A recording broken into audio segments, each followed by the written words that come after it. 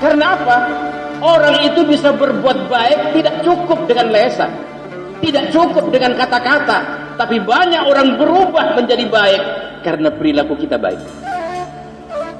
Orang masuk Islam itu belum sempat membaca Al-Quran, belum sempat mengkaji Al-Quran, karena dipertontonkan oleh akhlak umat Islam yang begitu bagus dan baik, orang tertarik untuk masuk Islam.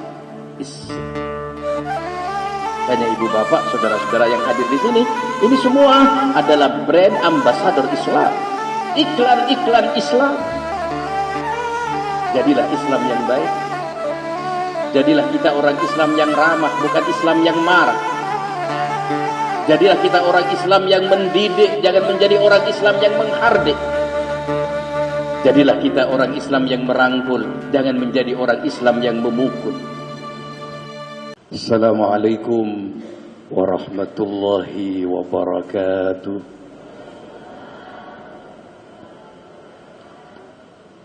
Bismillah walhamdulillah, wassalatu wassalamu ala rasulillah, amma ba'du. Para alim, para ulama, para kiai, pembina, penasehat Masjid Baitur Rahman yang saya hormati, pengurus takmir Masjid Baitur Rahman Beji Jenu Tuban, ibu bapak, saudara-saudara sekalian, para jamaah yang berbahagia.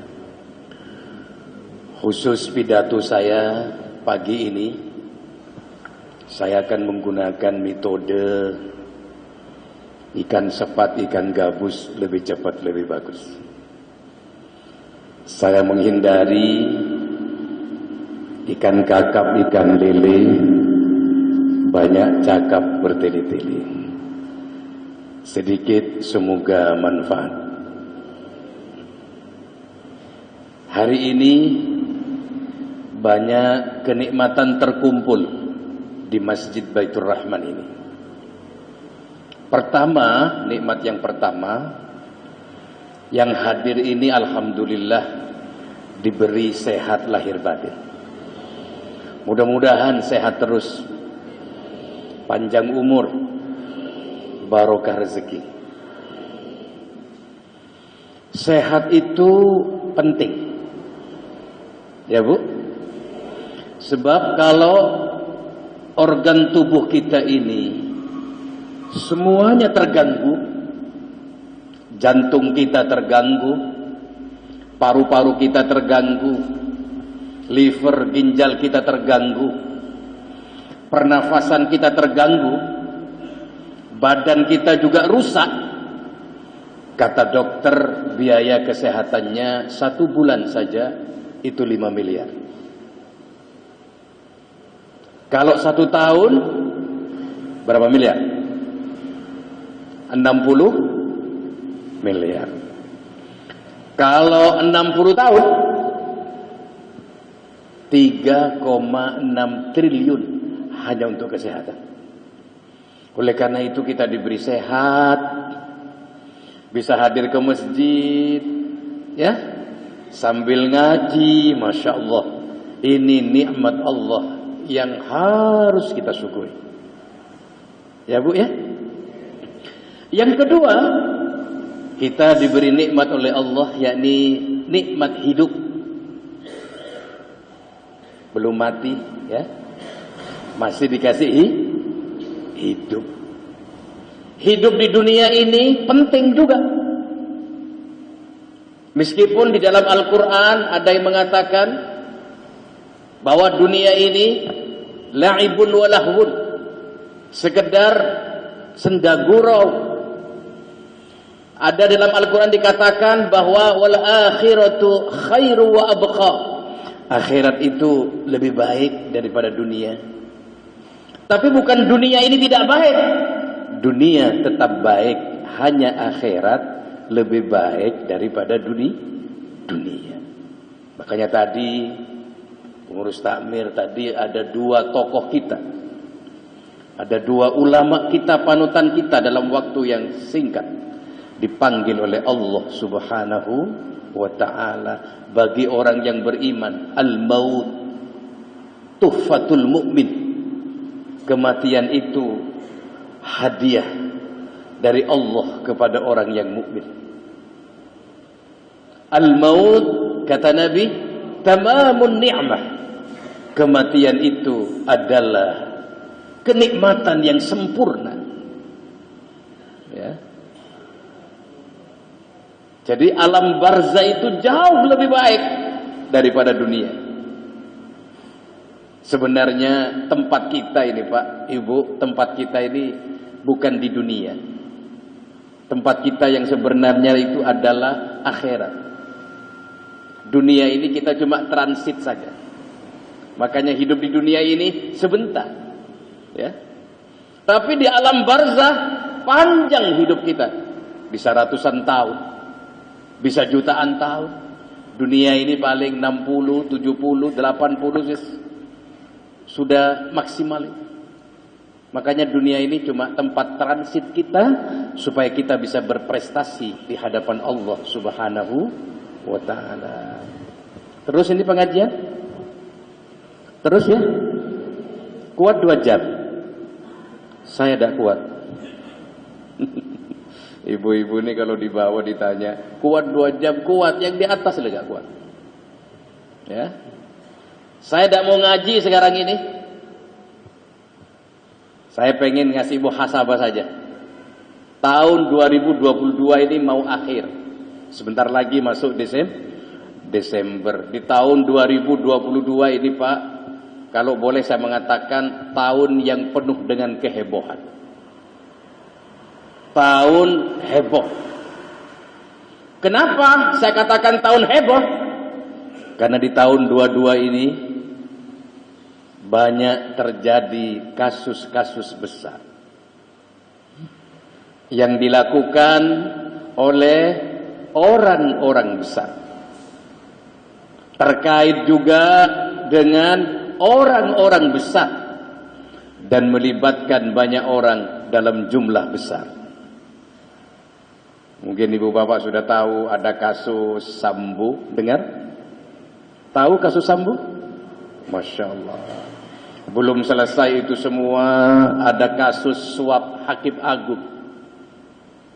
Belum selesai itu semua, ada kasus Kapolda Jawa Timur yang mau dilantik tidak jadi karena diduga terlibat narkoba. Ada kasus Kanjuruan di Malang, ratusan orang mati, juga melibatkan banyak orang-orang besar. Otak manusia sekarang ini sudah mulai terbolak-balik, ya Pak ya. Orang yang biasa nangkepi orang sekarang ini ditangkap, betul? Orang yang biasa nuntut orang sekarang ini dituntut. Orang yang biasa ngadili orang sekarang ini diadili. Ya Bu, Masya Allah. Ibu bapak, saudara-saudara sekalian yang saya hormati, apa yang dapat kita ambil hikmah dari peristiwa kasus-kasus besar ini? Hikmah yang dapat kita ambil, yang pertama, dengarkan baik-baik, ya Bu ya. Serapi dan sekuat apapun kita menutupi kebenaran, serapi dan sekuat apapun kita menyembunyikan kejelekan, jangan sampai kita merasa aman dan bertepuk dada. Menyembunyikan kejelekan, menutupi kebaikan, karena bisa menutupi dan menyembunyikan itu, kemudian kita merasa aman dan bertepuk dada. Jangan. Kenapa? Karena Allah Maha mengetahui. Betul apa tidak? Allah Maha mengetahui. Sangat mudah bagi Allah kalau Allah pengen menelanjangi dan pengen membuka bobrok kita. Sangat mudah bagi Allah Kalau Allah pengen menelanjangi dan pengen membuka aib kita, tidak ada yang susah. Semakin ditutupi, semakin terbuka. Semakin disembunyikan, semakin kelihatan. Kalau Allah sudah punya mau. Ibu bapak sekarang ini datang ke masjid, jalan tegap, berdiri dangak begini, menatap saya dengan tatapan yang tajam. Itu karena ibu bapak aibnya belum dibuka oleh Allah. Allahumma shalli ala Muhammad. Betul atau tidak? Kalau sudah dibuka aib kita, kalau sudah dibuka bobrok kita, kita tidak akan dangak. Masya Allah. Allah berfirman dalam Al-Quran, Ya'lamu ma fis samawati wal ard, wa ya'lamu ma tusirruna wa ma tu'linun.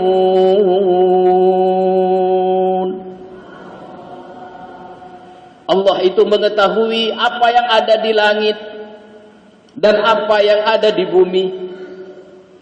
Allah juga mengetahui apa yang kita rahasiakan maupun yang tidak kita rahasiakan. Allah tahu. Diam-diam ibu umpamanya ngambil uang suaminya di dompet suaminya tanpa bilang suaminya nggak tahu. Allah tahu. Ada yang pengalaman sering ngambil uang di dompet suaminya? Ada. Suaminya nggak tahu, tanpa izin suami. Satu saat akan dibuka oleh Allah. Hati-hatilah. Meskipun tidak ketahuan, kemudian merasa aman, merasa tentram. Bapak-bapaknya juga begitu. Jangan merasa aman dan tentram, kemudian lagi kerja, sibuk di luar, ditelepon oleh istrinya, lagi di mana Pak? Saya lagi meeting, lagi rapat. Padahal tidak rapat. Padahal tidak meeting, padahal kungku-kungku dengan yang lain. Satu saat akan dibuka oleh Allah Subhanahu wa ta'ala. Hati-hati. Jangan sampai kita termasuk orang-orang yang biasa berdusta. Dan orang yang berdusta itu, saudara-saudara sekalian, itu tanda-tanda orang munafik. Ya? Tanda-tanda orang munafik itu ada berapa, Bu? Ada tiga. Apa saja? Idza hadatsa kadzaba. Kalau ngomong sering berdusta. Yang kedua, tanda-tandanya orang munafik, idza wa'ada akhlafah. Kalau janji sering mengingkari. Kemudian yang ketiga, wa idza tumina khana. Ya. Kalau dipercaya berkhianat. Kalau kita biasa seperti ini, ngomong sering dusta, janji sering mengingkari. Kemudian kalau dipercaya berkhianat, ini tanda-tandanya orang munafik. Seperti apa orang munafik itu? Innal munafiqina fid darkil asfali minan nar. Sesungguhnya orang munafik itu tempatnya di neraka yang paling bawah. Hati-hati. Ya, mudah-mudahan kita semua yang hadir di sini ya dijadikan oleh Allah menjadi orang yang baik, orang yang jujur ya, orang yang berkarakter ya, orang yang beriman. Amin. Allahumma. Saya doakan semua di sini mudah-mudahan masuk surga semua. Ya Bu ya. Jadi ahli surga karena insya Allah ini kalau kita biasa kumpul-kumpul ini, insya Allah ya ada satu orang saja yang ahli surga di sini, dia akan narik kita ikut masuk surga. Ya. Jadi teman-teman kita ini yang ada di sini itu akan saling memberikan syafaat nanti di surga. Nanti umpamanya ada salah satu dari kita ini yang dinyatakan masuk surga. Ya. Istaghfiru minal asdiqa'il mu'minin fa inna lahum syafa'atun yaumal qiyamah. Ya, katanya Hasan Al-Basri, salah seorang ulama besar di zaman tabi'in, mengatakan, carilah kita orang-orang yang baik, bertemanlah kita dengan orang-orang yang beriman, karena nanti orang yang beriman itu, orang yang mukmin itu akan memberikan syafaat pertolongan kepada kita. Pamannya insyaallah para kiai tadi yang wafat, yang disebut tadi, insyaallah ahli surga. Amin. Allahumma. Kalau beliau nanti masuk surga, kita nanti ini juga dapat syafaatnya, diajak masuk surga. Ada hadis yang begitu panjang dijelaskan, ada orang masuk surga, begitu masuk surga itu bingung di surga. Tole bingung. Ditanya sama malaikat, kenapa sampean kok bingung? Masuk surga sudah bingung. Iya, saya masuk surga ini kok sendirian. Mana teman-teman saya itu? Terus maunya apa? Saya pengen masuk surga beserta teman-teman saya. Saya punya teman kelompok pengajian di Baitur Rahman. Mana teman-teman saya itu? Dijawab sama malaikat, teman-temanmu masih mampir ke neraka. Orang yang masuk surga bilang, malaikat, saya pengen masuk surga beserta teman-teman saya. Allah kemudian perintah malaikat, turun kamu malaikat ke neraka, cari temannya ini, tarik untuk masuk surga. Masya Allah. Ini manfaatnya kita berkumpul, bertemu, sering kumpul-kumpul dengan orang-orang yang beriman. Nanti di akhirat akan saling memberikan syafaat, pertolongan nanti untuk masuk surga. Lanjut. Gak ngantuk? Ngantuk. Ibu bapak, saudara-saudara sekalian, manfaat yang kedua yang dapat kita ambil dari peristiwa ini, peristiwa kasus-kasus besar ini, manfaat yang kedua adalah siapa menanam akan menuai. Siapa menabur angin akan menuai badai. Ya, hati-hati ya. Allah berfirman dalam Al-Quran, "Man 'amila salihan falinafsihi, wa man asaa fa'alaiha, wa ma rabbuka bidzallamin lil 'abid." Kata Allah, barang siapa yang berbuat kebaikan, maka sebenarnya kebaikan itu untuk dirinya sendiri. Dan barang siapa berbuat kejahatan, maka sebenarnya kejahatan itu untuk dirinya sendiri. Siapa menanam akan menuai. Siapa yang menabur angin akan menuai badai. Hati-hati. Kalau kita berbuat baik, sebenarnya kebaikan itu untuk diri kita sendiri. Kalau kita berbuat jahat, sebenarnya kejahatan itu untuk diri kita sendiri. Sehingga, saudara-saudara sekalian, tidak ada amal kebaikan yang sia-sia. Pasti akan ada balasannya.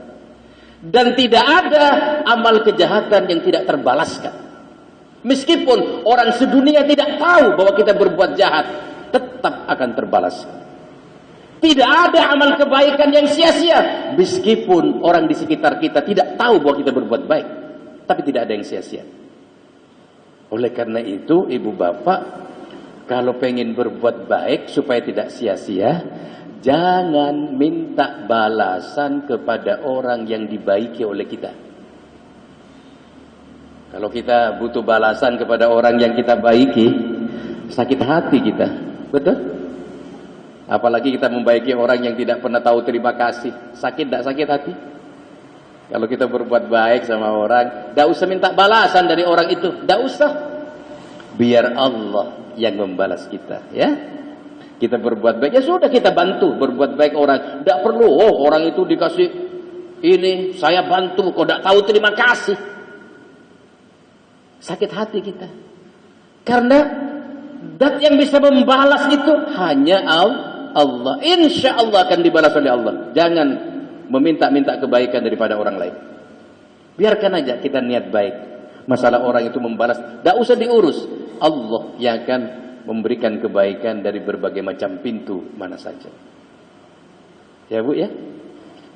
Paham Bu ya?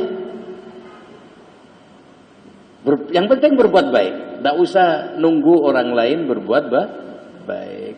Saya pernah satu saat mobil saya bocor bannya. Di perjalanan tidak ada orang yang mau berhenti membantu saya. Di tengah-tengah yang sepi, jalan yang sepi. Apa yang terjadi? Tiba-tiba ada orang naik sepeda motor berhenti, kemudian membantu saya sampai selesai persoalan saya. Saya teringat, ya Allah, mungkin ini balasan dari Allah. Mungkin saya pernah berbuat baik di tempat yang lain ketika saya kesulitan, kemudian ada orang yang membantu saya. Ini Allah yang memberikan balasan kepada kita. Oleh karena itu tidak perlu menunggu balasan daripada orang lain.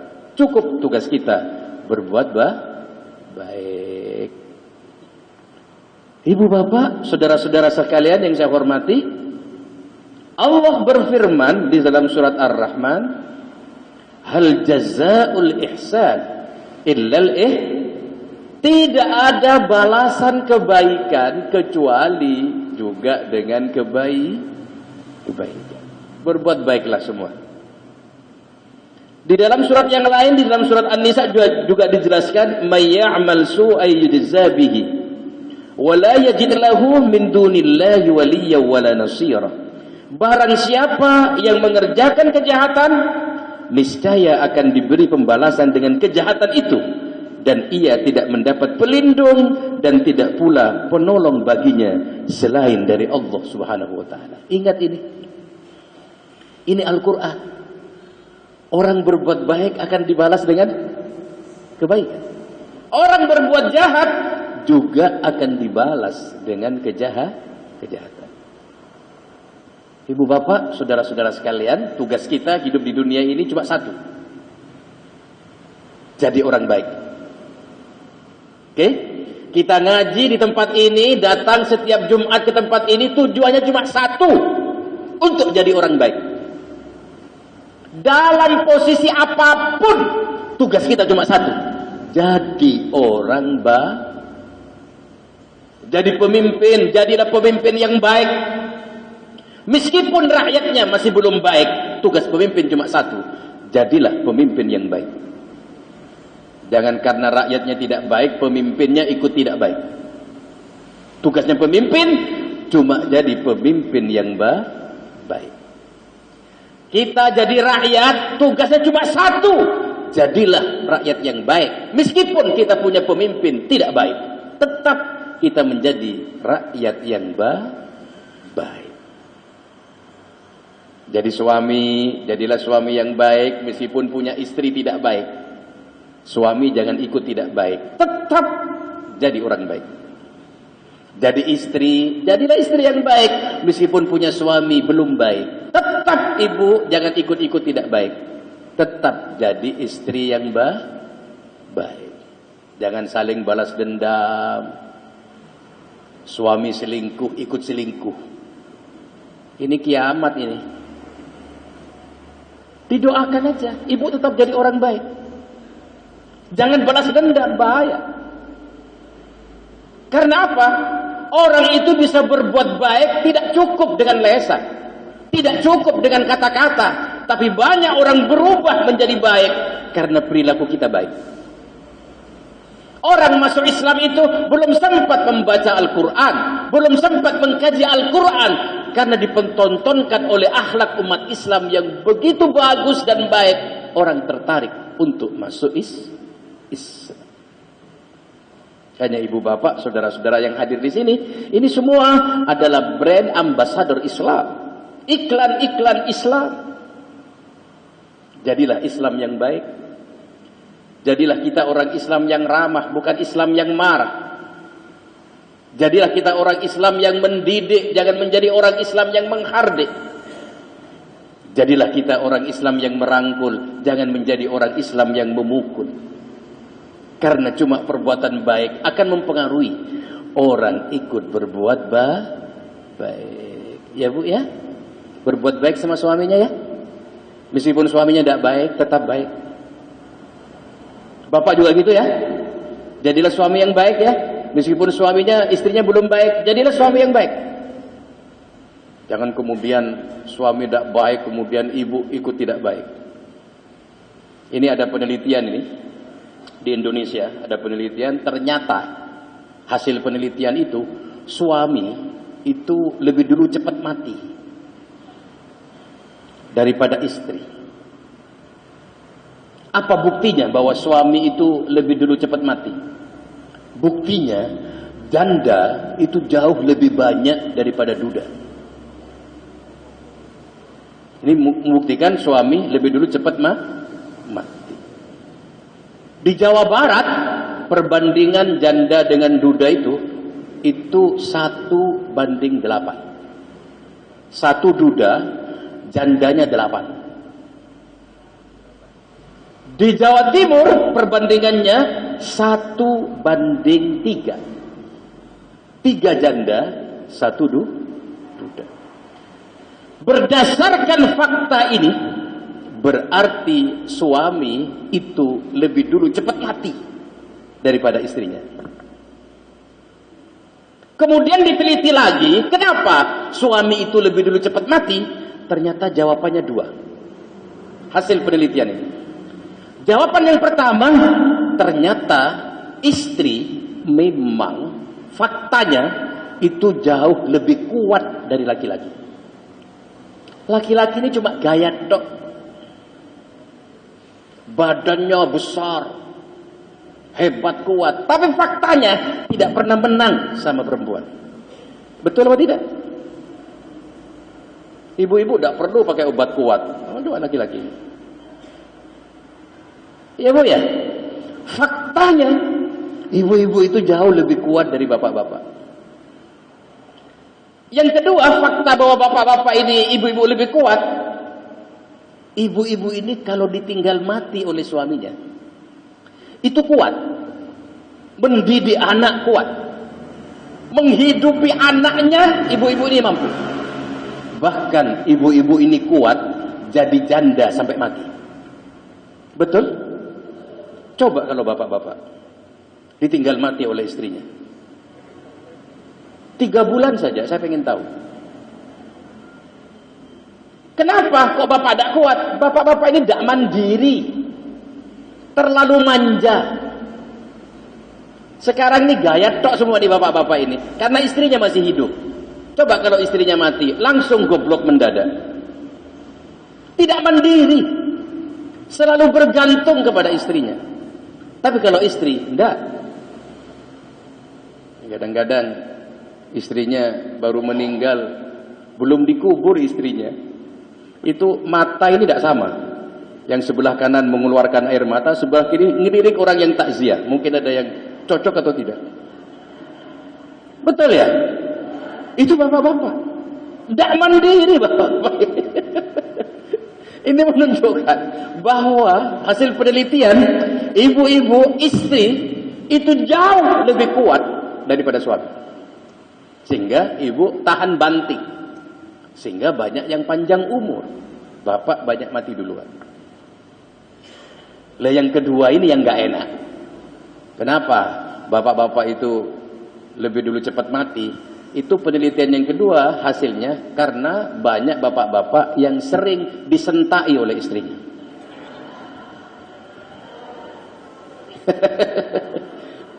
Bu, pengen suaminya panjang umur? Pengen? Kalau pengen jangan disentai terus. Ya? Kalau disentai terus itu jantungan, jangan kan disentai, gak disapa aja. Datang kerja gak dilihat aja, gak disapa, itu sakit. Ya, itu bisa penyakitan. Hanya kalau di sini punya suami masih muda sudah mati, saya curiga itu. Ya mohon maaf ya, mungkin ini, mungkin sering disentai oleh istrinya. Allahumma shalli ala Muhammad. Bapak-bapak ini kan gaya tok itu kalau di kantor. Kalau di luar gaya, punya anak buah, orang takut semua, kumisnya tebal.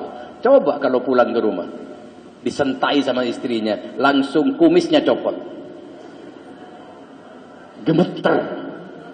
Ya, nggak pandang siapa. Meskipun kiai kalau disentai sama bunyai juga pucet. Sama tidak pandang siapa. Jangankan kita. Umar bin Khattab. Tahu Umar bin Khattab? Satu-satunya khalifah yang paling ditakuti oleh setan. Saking kerengnya, saking kerasnya Umar bin Khattab. Kalau Umar jalan, setan itu lari. Makanya orang jenuh kalau rumahnya banyak setannya, banyak jinnya, itu dikasih tulisan depan rumahnya. Umar Al-Faruq, biar setannya lari. Karena memang ceritanya setan itu takut sama Umar. Saking kerengnya dan kerasnya Umar, khalifah paling ditakuti oleh setan. Tetapi orang yang paling ditakuti oleh setan, Umar bin Khattab ini, khalifah yang paling ditakuti oleh setan, ketika dimarahi oleh istrinya, diam 1.000.000 kata, bungkam 1.000 bahasa. Langsung goblok, langsung bodoh Umar. Sahabatnya bingung, Umar orang yang hebat, gagah perkasa, ditakuti oleh setan, ketika dimarahi oleh istrinya langsung tidak berkutik. Ditanya sama sahabat-sahabat, wahai Umar, kok bisa jadi seperti ini? Orang yang paling ditakuti oleh setan kok terus tidak berkutik di depan istrinya ketika dimarahi oleh istrinya. Apa jawaban Umar? Umar menjawab, marahnya istri saya ini tidak sebanding dengan jasanya yang begitu besar. Saya tidak akan pernah marah kepada istri saya, meskipun istri saya mau marah kayak apa.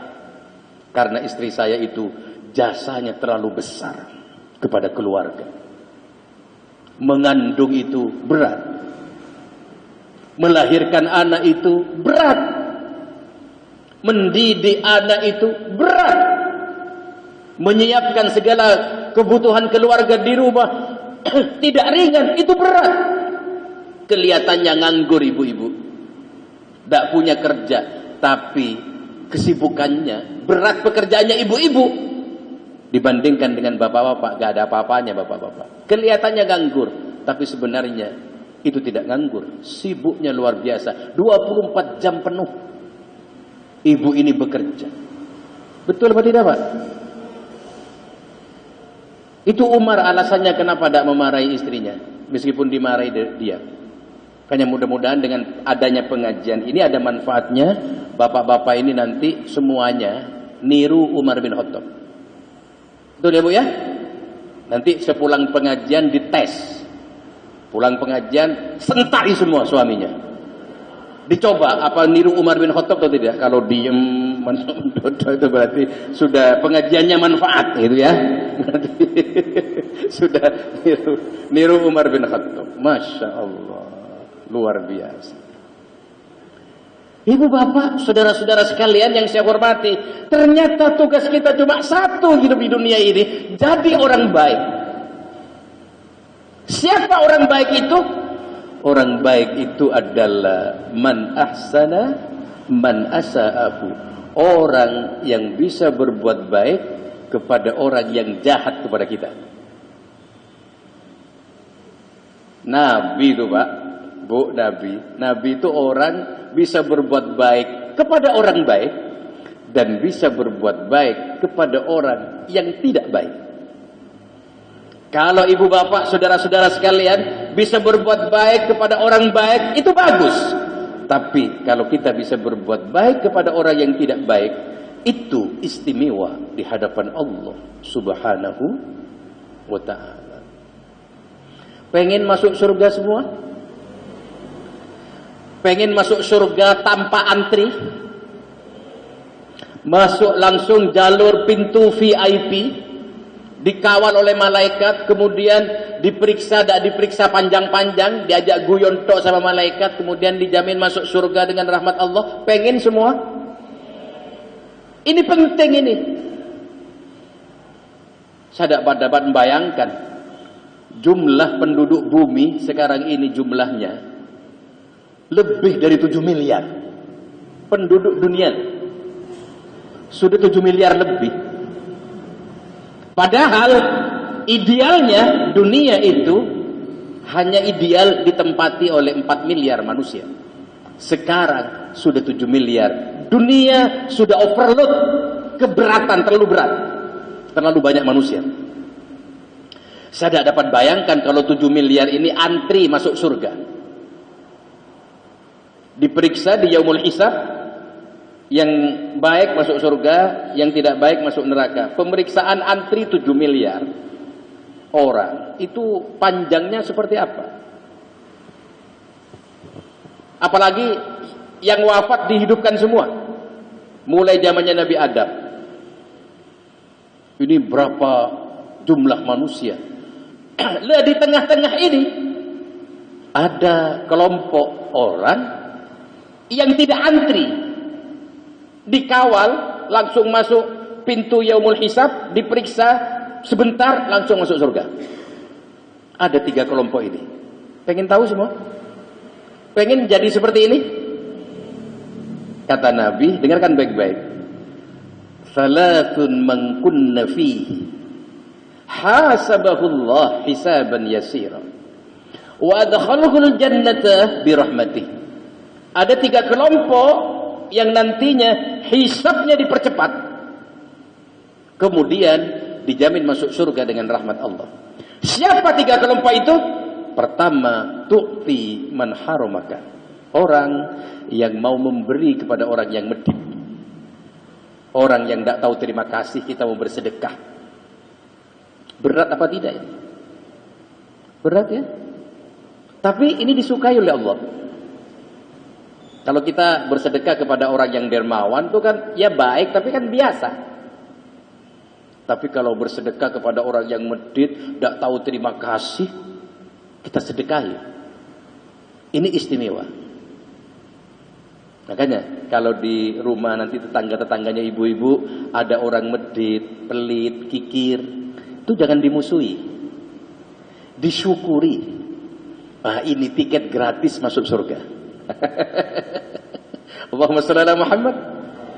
Masya Allah. Kenapa? Siapa tahu dengan kebaikan kita orang ini bisa berubah. Karena orang-orang seperti ini tidak bisa dikasih omongan, tapi dengan perbuatan baik. Ya. Yang kedua, kata Nabi, wa ta'fu amman zalamaka, orang yang mau memberikan maaf kepada orang yang pernah menzalimi kita, pernah menghancurkan kita, pernah memfitnah kita, pernah punya salah besar kepada kita, kita mau memaafkan. Ini istimewa di hadapan Allah. Berat ya Bu ya? Berat ya? Tapi kalau pengen masuk surga cepat, lakukan ini. Ya, memaafkan orang yang pernah salah kepada kita. Ini berat, ini perlu jiwa besar. Ya, kalau tidak punya jiwa besar berat. Dan yang ketiga adalah watasilu mangkotoaka, orang yang mau menyambung silaturahim kepada orang yang memutus silaturahim. Ya, kalau bersilaturahim kepada orang yang biasa bersilaturahim, ya bagus, tapi tidak istimewa, biasa. Tapi kalau kita bisa bersilaturahim kepada orang yang sudah memutus, sudah musuh sampai mati, kita mau menyambung silaturahim itu, maka itu istimewa. Orang-orang ini, 3 kelompok ini nanti tanpa antri di yaumul hisab, pertanyaannya tidak ruwet, tidak berat-berat, kemudian dijamin masuk surga dengan rahmat Allah Subhanahu wa ta'ala. Mari melalui pengajian ini saya mengajak kepada ibu bapak, mari kita naik kelas. Kalau selama ini kita cuma target kita jadi orang soleh, tapi sekarang sudah pengajian tiap Jumat, harus naik kelas. Apa naik kelasnya? Dari orang soleh menuju orang yang muslih. Kalau orang soleh itu hanya baik untuk dirinya sendiri aja, tapi tidak peduli orang lain mau baik atau tidak. Nggak ngurus orang baik, yang penting saya masuk surga sendirian. Itu ketakwaan yang bawah. Sekarang kita naik kelas. Ya Bu? Ini sudah pengajian tiap Jumat loh. Ini harus naik kelas. Tidak hanya soleh kita sekarang ini, baik untuk dirinya sendiri, tapi kita naik kelas untuk menjadi orang yang muslih. Orang muslih, siapa orang muslih itu? Orang yang tidak hanya baik dirinya sendiri, tapi dia menyebarkan kebaikan kepada orang lain dan mengajak orang lain untuk menjadi baik. Allahumma shalli ala Muhammad. Ini tingkatan yang lebih tinggi. Dirinya baik, menyebarkan kebaikan pada orang lain, kemudian mengajak orang lain juga baik. Orientasinya pengen masuk surga bersama-sama, tidak pengen masuk surga sendirian. Ini orang muslih. Oleh karena itu, sering-seringlah pengajian seperti ini, lakukan kegiatan seperti ini, kumpul-kumpul seperti ini, karena orang kumpul-kumpul ini seperti orang-orang baik semua ini, manfaatnya luar biasa, dunia sampai akhirat nanti. Dan pengen panjang umur, sehat, sering kumpul-kumpul seperti ini. Ya Bu ya? Orang kumpul-kumpul itu nikmat, apalagi dikumpuli. Ya. Tambah nikmat. 5 menit lagi. Saya sesuai dengan janji ini. Jam 7 selesai. Saya kasih rumus ya. The New Economic Foundation itu merilis bahwa Indonesia ini masuk 20 besar negara yang mempunyai happiness index-nya cukup bagus. Indeks kebahagiaannya cukup bagus. Orang Indonesia ini bahagia, tentram orang Indonesia ini. Meskipun ekonominya belum stabil, tapi orang Indonesia itu bahagia. Itu ada di 20 besar. Amerika, negara maju, itu ada di urutan 150. Jerman di urutan 80. Jepang, negara maju, tapi penduduknya banyak yang bunuh diri. Singapura, negara maju, tapi penduduknya banyak yang stres. Indonesia ini biasa-biasa saja, tapi penduduknya bahagia, tentram, tenang. Ya, apa rahasianya? Ternyata rahasianya cuma satu. Karena orang Indonesia ini punya waktu untuk kumpul-kumpul, punya waktu untuk bersilaturahim. Ya, Jack Ma, orang terkaya di Cina, menyatakan kekayaannya sampai hampir 1000 triliun kekayaannya. Dia menyatakan, saya orang terkaya di Cina, tapi saya tidak bahagia. Kenapa tidak bahagia? Jack Ma mengatakan, saya tidak punya waktu untuk keluarga saya. Saya tidak punya waktu untuk jalan-jalan dengan anak-anak saya. Saya terlalu sibuk. Tingkat kesetresannya tinggi. Dan kalau beramal, dibanding-bandingkan dengan amalnya orang lain. Hanya Ibu, orang kumpul-kumpul itu bahagia, senang. Punya utang, lupa dengan utangnya. Kalau sudah kumpul seperti ini. Betul atau tidak? Bahagia ketemu sama teman. Punya masalah, lupa dengan masalahnya kalau sudah kumpul seperti ini. Makanya orang yang sering silaturahim, kumpul-kumpul ini, sehat badannya, panjang umurnya. Coba empian tidak pernah turun ini, tidak pernah ke masjid, tidak pernah kumpul-kumpul, sendirian tok di rumah, jaim, jaga image, mencucu tok, tidak pernah tersenyum. Saya yakin cepat mati. Ya. Makanya kalau pengen panjang umur, sehat, sering-sering kumpul-kumpul seperti ini, ditambah diisi dengan ngaji, seneng, bahagia, ya. Apalagi dapat siraman rohani, tenang hati ini ya. Itu masya Allah obat yang luar biasa. Ya, katanya ilmu kedokteran, orang kumpul-kumpul silaturahim itu akan memicu keluarnya zat endorfin dari otak, kemudian akan menciptakan ketenangan dan ketentraman yang luar biasa. Orang yang tentram hatinya, orang yang tenang itu, kata dokter, akan melahirkan imunitas, kekebalan dari berbagai macam penyakit. Oleh karena itu, orang yang sering silaturahim, sehat, panjang umurnya. Saya kira itu yang dapat saya sampaikan. Kurang lebihnya kami mohon maaf yang sebesar-besarnya. Akhirnya, wallahul muwaffiq ila aqwamit thariq. Assalamualaikum warahmatullahi wabarakatuh. Bismillahirrahmanirrahim. Allahumma salli wa sallim ala sayyidina Muhammad walhamdulillahi rabbil alamin. Allahumma ighfir lana wa liwalidayna warhamhuma kama rabbayana shighara wa li jami'il muslimin wal muslimat wal mu'minin wal mu'minat al ahya'i minhum wal amwat. Allahumma innaka 'afuwun karim tuhibbul 'afwa fa'fu 'anna. Allahumma inna nas'aluka ridhaka wal jannah wa na'udzu bika min sakhatika wan nar. Ya muqallibal qulub tsabbit qulubana 'ala dinik.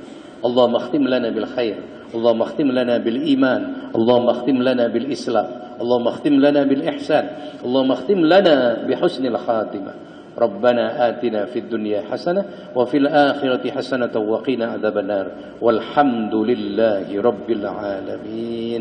Sekali lagi, Assalamualaikum warahmatullahi wabarakatuh.